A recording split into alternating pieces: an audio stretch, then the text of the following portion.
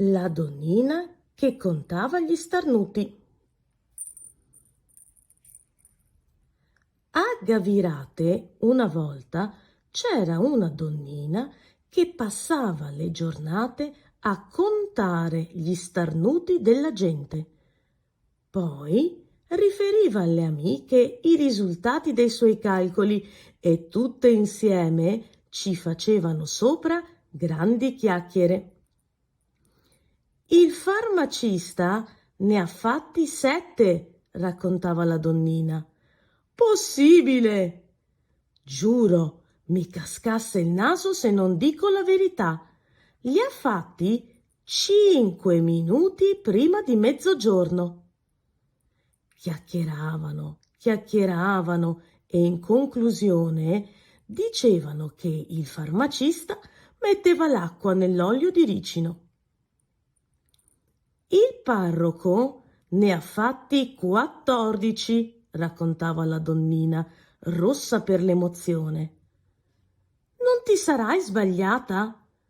Mi cascasse il naso se ne ha fatto uno di meno. Ma dove andremo a finire? Chiacchieravano e in conclusione dicevano che il parroco metteva troppo olio nell'insalata.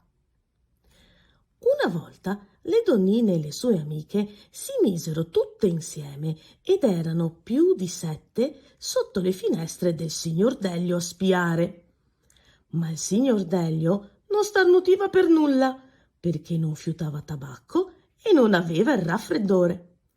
Neanche uno starnuto, disse la donnina, qui gatta ci cova. Sicuro, dissero le sue amiche. Il signor Delio le sentì, mise una bella manciata di pepe nello spruzzatore del moschicida e senza farsi accorgere lo soffiò addosso a quelle pettegole che se ne stavano rimpiattate sotto il davanzale. Ecci, fece la donnina. Ecci, fecero le sue amiche. E giù tutti insieme a fare uno starnuto dopo l'altro. Ne ho fatti più io, disse la donnina. Di più noi, dissero le sue amiche. Si presero per i capelli, se le diedero per dritto e per rovescio, e strapparono i vestiti e persero un dente ciascuna. Dopo quella volta la donnina non parlò più con le sue amiche, comprò un libretto e una matita e andava in giro tutta soletta, per ogni starnuto che sentiva faceva una crocetta. Quando morì trovarono quel libretto pieno di croci e dicevano: guardate, deve aver segnato tutte le sue buone azioni. Ma quante ne ha fatte? Se non va in paradiso lei, non ci va proprio nessuno.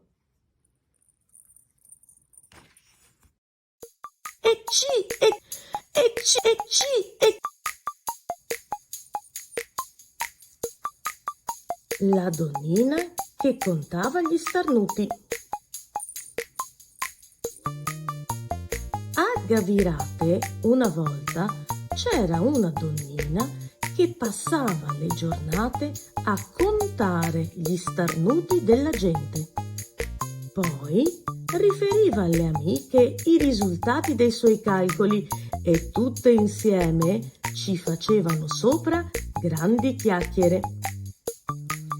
Il farmacista ne ha fatti 7, raccontava la donnina.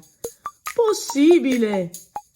Giuro, mi cascasse il naso se non dico la verità.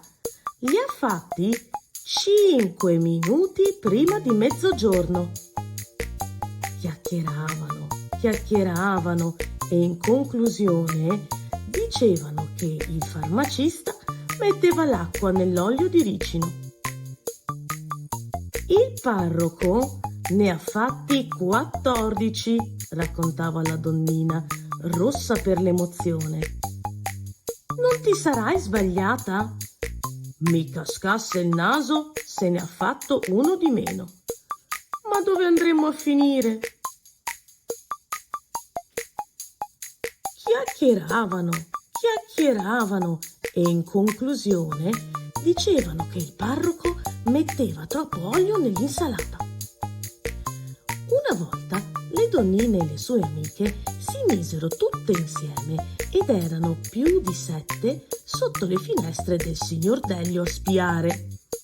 Ma il signor Delio non starnutiva per nulla, perché non fiutava tabacco e non aveva il raffreddore. «Neanche uno starnuto», disse la donnina, «qui gatta ci cova». «Sicuro», dissero le sue amiche. Il signor Delio le sentì, mise una bella manciata di pepe nello spruzzatore del moschicida e senza farsi accorgere lo soffiò addosso a quelle pettegole che se ne stavano rimpiattate sotto il davanzale. «Ecci!» fece la donnina. «Ecci! Ecci!» fecero le sue amiche. E giù tutti insieme a fare uno starnuto dopo l'altro. «Ne ho fatti più io», disse la donnina. «Di più noi», dissero le sue amiche. Si presero per i capelli, se ne diedero per dritto e per rovescio, e strapparono i vestiti e persero un dente ciascuna. Dopo quella volta la donnina non parlò più con le sue amiche, comprò un libretto e una matita e andava in giro tutta soletta. Per ogni starnuto che sentiva faceva una crocetta. Quando morì trovarono quel libretto pieno di croci e dicevano: «Guardate, deve aver segnato tutte le sue buone azioni. Ma quante ne ha fatte? Se non va in paradiso lei, non ci va proprio nessuno». 듣고 따라해보세요.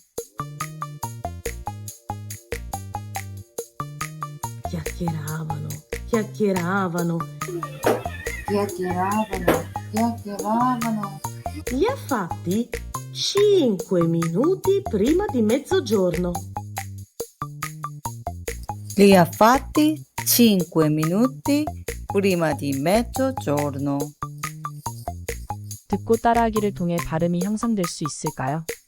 네, 듣고 따라하기는 발음 향상에 도움이 될 수 있습니다. 특히 외국학습에서는 모국어가 아닌 언어의 발음과 억양을 터득하는 데 도움이 될 수 있습니다.